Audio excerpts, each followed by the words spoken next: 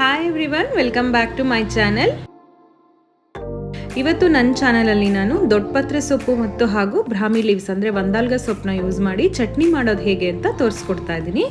ಇದಕ್ಕೆ ನಾನಿಲ್ಲಿ ದೊಡ್ಡಪತ್ರೆ ಸೊಪ್ಪನ್ನ ಒಂದು 7ರಿಂದ 8 ತೊಗೊಂಡಿದ್ದೀನಿ. ಇದನ್ನು ಕಟ್ ಮಾಡಿಬಿಟ್ಟು ಸೊಪ್ಪನ್ನ ಚೆನ್ನಾಗಿ ತೊಳ್ಕೊಂಡಿದ್ದೀನಿ. ಹಾಗೆ ಒಂದು 7ರಿಂದ 8 ಸೊಪ್ಪಷ್ಟು ಬ್ರಾಹ್ಮಿ ಲೀವ್ಸ್ ಅಂದರೆ ಒಂದಾಲ್ಗ ಸೊಪ್ಪನ್ನ ಕೂಡ ನಾನು ಇದ್ರ ಜೊತೆಗೆ ಆ್ಯಡ್ ಮಾಡ್ಕೊಂಡಿದ್ದೀನಿ. ಇದಕ್ಕೆ ನಾನಿವಾಗ ಸ್ವಲ್ಪ ಕರಿಬೇವು ಸೇರಿಸ್ಕೊತಾ ಇದ್ದೀನಿ.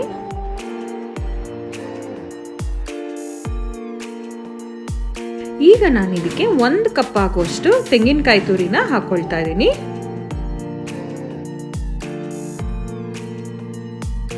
ನಂತರ ಇದಕ್ಕೆ 4ರಿಂದ 5 ಹಸಿಮೆಣಸಿನಕಾಯಿ ಅಥವಾ ನಿಮ್ಮ ಖಾರಕ್ಕೆ ಅನುಗುಣವಾಗಿ ಹಾಕ್ಕೊಳ್ಳಿ. ಒಂದು ಅರ್ಧ ಚಮಚ ಸಾಸಿವೆ, ಜೀರಿಗೆ, ಹಾಗೆ ಒಂದು 3ರಿಂದ 4 ಬೆಳ್ಳುಳ್ಳಿ ಹೆಸರನ್ನ ಕೂಡ ಹಾಕ್ಕೊಳ್ತಾ ಇದ್ದೀನಿ. ಚಿಟಿಕೆ ಇಂಗು, ಆಮೇಲೆ ಸ್ವಲ್ಪ ಕೊತ್ತಂಬರಿ ಸೊಪ್ಪು, ಇಷ್ಟನ್ನು ಹಾಕ್ಕೊಂಡು ಸ್ವಲ್ಪ ರುಚಿಗೆ ತಕ್ಕಷ್ಟು ಉಪ್ಪನ್ನ ಕೂಡ ಆ್ಯಡ್ ಮಾಡ್ಕೊಳ್ಳಿ. ಈಗ ಎಲ್ಲದನ್ನು ಒಂದು ಮಿಕ್ಸಿ ಜಾರ್ಗೆ ಹಾಕ್ಬಿಟ್ಟು ನುಣ್ಣಗೆ ಚಟ್ನಿ ಹದದಲ್ಲಿ ರುಬ್ಕೋಬೇಕಾಗತ್ತೆ. ಈ ಒಂದಾಲ್ಗ ಸೊಪ್ಪನ್ನ ಸೇವಿಸೋದ್ರಿಂದ ನಮಗೆ ಅಜೀರ್ಣತೆ ಅಥವಾ ಇಂಡೈಜೆಷನ್ ಎಲ್ಲ ಆದಾಗ ಇದು ತುಂಬ ಹೆಲ್ಪ್ ಆಗುತ್ತೆ.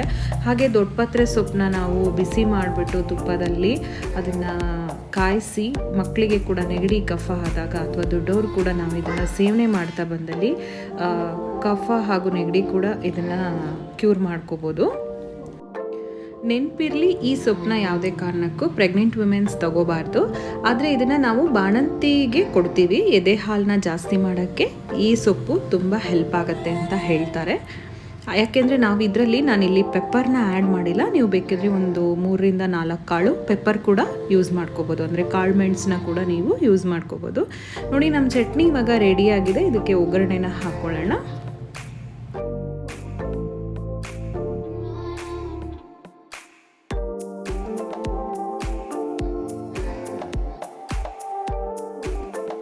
ಸೊ ನಮ್ಮ ಆರೋಗ್ಯಕರವಾದ ದೊಡ್ಡಪತ್ರೆ ಚಟ್ನಿ ರೆಡಿಯಾಗಿದೆ.